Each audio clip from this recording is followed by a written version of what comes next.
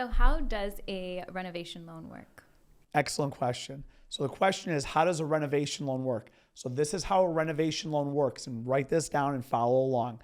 So you take the purchase price of the home, you take the cost of the renovation, you add the two together, and that's the total amount of money needed.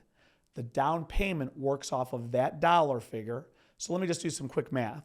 So let's pretend that you buy a house for $80,000. It's $80,000 to buy it.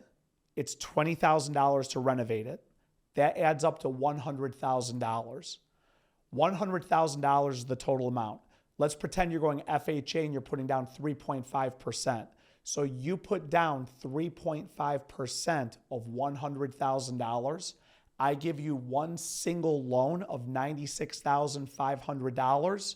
I take your $3,500. It's $100,000 in total. So it's one loan.